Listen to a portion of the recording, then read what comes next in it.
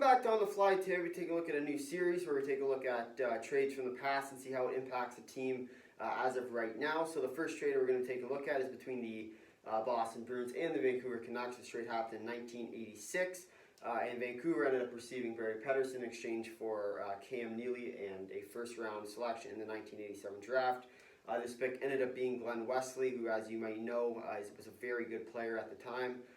So because of that, I think it was kind of an ended up winning for Boston deal.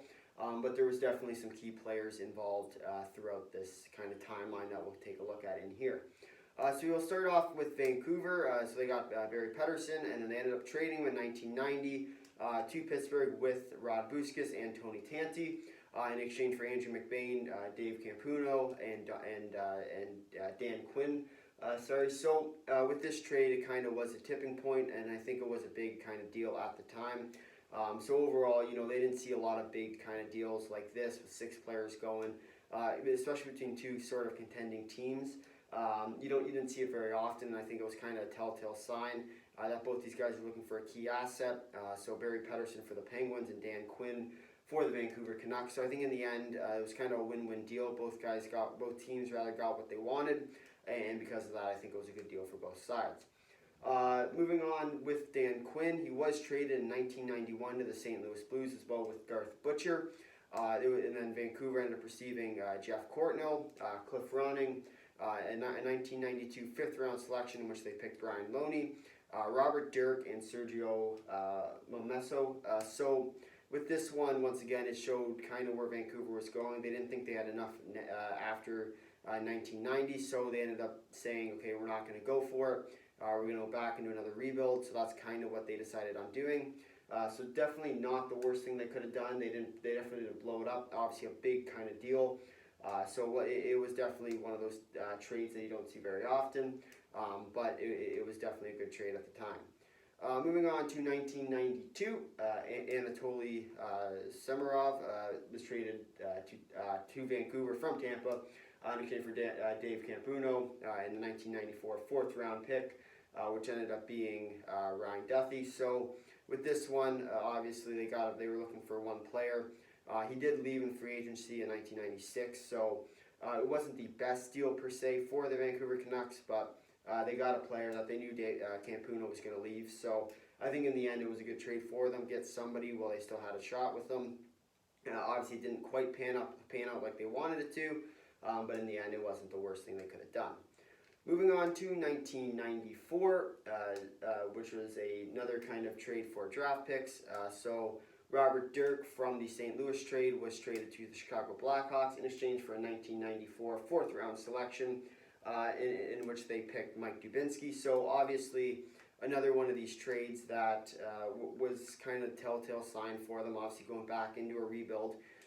They didn't really need too many too many good players, so they flipped them for picks. Obviously, at the time, there wasn't as many teams, so that kind of fourth-round selection was a little bit higher in the draft, so they could pick better players. But of course, that's kind of one thing that we have to keep in mind throughout this timeline is as teams start coming in, that 32 as it is right now wasn't 32 at the time. So it's kind of a good pickup for them. It would be similar to about a third or a second-round pick. Depending on the team. So I think with that, it was a good deal at the time. So overall, that's kind of what I was looking at, and I think it was a pretty good deal for the Vancouver Canucks. But in general, to lose a player like Dirk wasn't the worst thing in the world, especially because they probably would have lost him for contract reasons otherwise. So with that, I think it was a good deal. Moving on to the Boston Bruins. Of course, we have been sleeping on them for a while, but they did come back in 1994 with the trade with Glenn Wesley. They ended up flipping him to the Hartford Whalers in exchange for 3 first-round picks, one in 95, one in 96, and one in 97. 95, they ended up picking Kyle McLaren. 96, they picked Jonathan Aiken. And then 97, they picked Sergei Samsonov. So with this trade, it did make sense for Hartford. Obviously, they think themselves to be contenders. So it made a lot of sense picking up a really skilled guy in Glenn Wesley, obviously a defensive player. So in general, I think it was a good pickup for them. Obviously nothing crazy with them, but it was a good deal at the time. And then, of course, they also kind of wanted someone with the big name value, so they went out and traded up for a whole bunch of picks, which they weren't going to lose guys. So They needed to sell seats fast. They couldn't, and that's why their team ended up moving to Carolina. So I think in general it was a trade that they needed to make at the time. But once again, it's a trade that you don't hear about too much anymore. But it does kind of help, as you can see with the crazy lines, that it does actually help Boston as of right now. Especially when you start to look down the list with players that you start to recognize name-wise. This trade was a very big trade for the Boston Bruins, and I think without it, they wouldn't quite be where they are today, and I don't think they'd be contending for a cup without it. Moving on to the 1995, which is right in the corner there. So Vancouver ended up getting rid of Sergio Momesso to the Toronto Maple Leafs in exchange for Mike Ridley. So this was kind of a trade that they knew they weren't going to get Momesso back. So they went out and got somebody that they could get. Mike Ridley was a player that was out on the trade block at the time, so it made sense to go after him. Obviously, he wasn't terribly old, but he was a player that could kind of fit with their goals. Moving on to try and contend in the next like 5-ish years. Obviously, in about 2000, they did make a pretty good run. So with that, I think that was kind of their ideas. They didn't quite have what it took to win the cup at that time, but in general, it was a good deal for them. So now we can kind of see that all the ties haven't ended on the Vancouver side. So now let's kind of take a look at the Boston side. So it all starts back up in 2003, where the 1995 first-round pick ended up getting exchanged. So McLaren went with Torrey Mitchell to the San Jose Sharks, in exchange for the two Jeffs, Jeff Hackett and Jeff Gilson. So this was kind of a trade that most teams didn't see coming, but it made sense at the time. Obviously, both teams were starting to go into that rebuild, and McLaren was starting to get a little bit up there in age and talent, so it made sense to dish him off to a team that was kind of contending, and the Sharks were at that time. So they kind of flipped them off, and then got back two guys in return. And then they ended up trading back Jeff Gilson to the Sharks in exchange for Brad Boyes.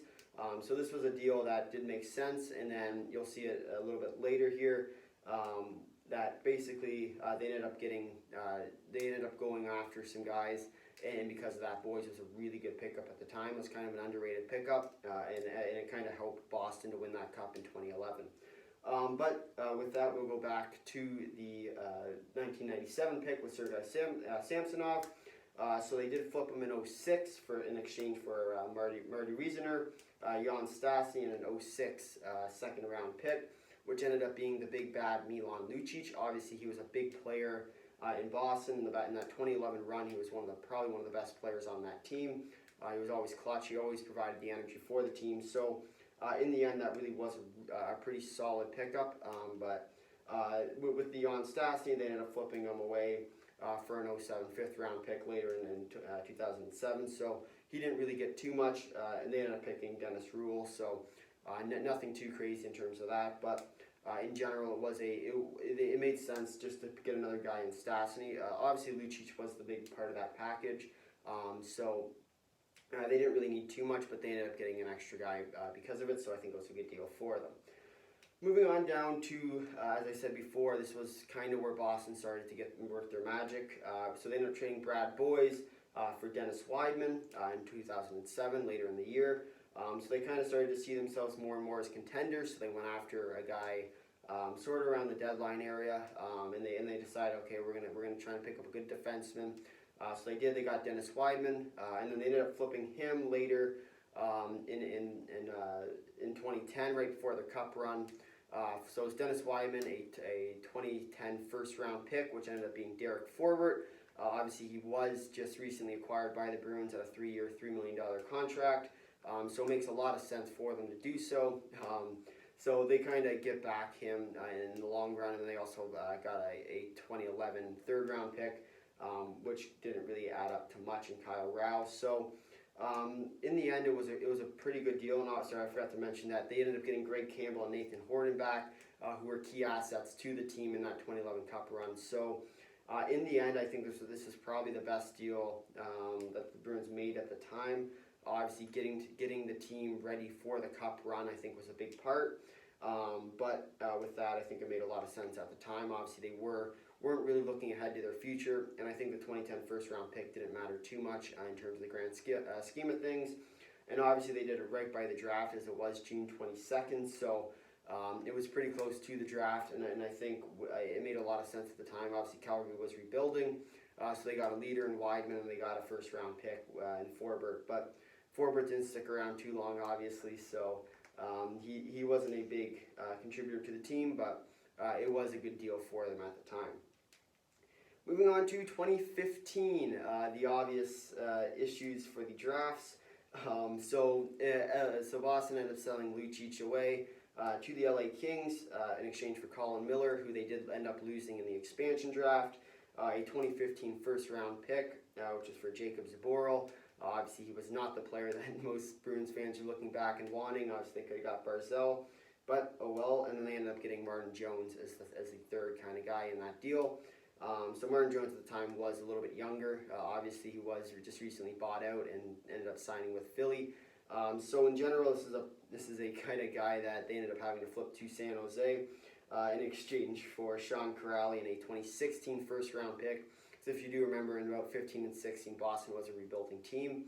Well, kind of that makeshift rebuilding team. But in general, they did end up getting some good guys. Sean Corrali and Trent Frederick was the return. So in general, it ended up being a good trade for them. And obviously, Zaboral and Frederick, both are players that are active now. And they are going to have bigger roles, especially as the older core starts to veteran out.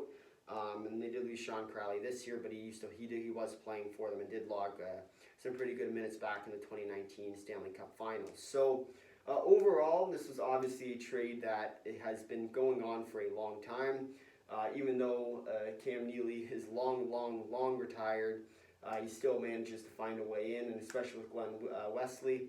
I think without a doubt, as I start to look down this list, I think it makes more and more sense that the Boston Bruins were the winner of this trade, even though you can't really take into account that Hartford was going to give up 3 first-round picks, and also that Vancouver wouldn't have gone very far with Pederson, and ended up giving up the 3rd overall pick, which ended up being Glenn Wesley. So in general, I mean, it was definitely a long awaited trade tree.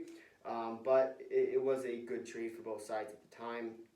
And I think Cam Neely, with the new home in Boston, ended up finding his wings. So with that, I think it was a good trade for Boston, obviously going after and getting Neely at the time.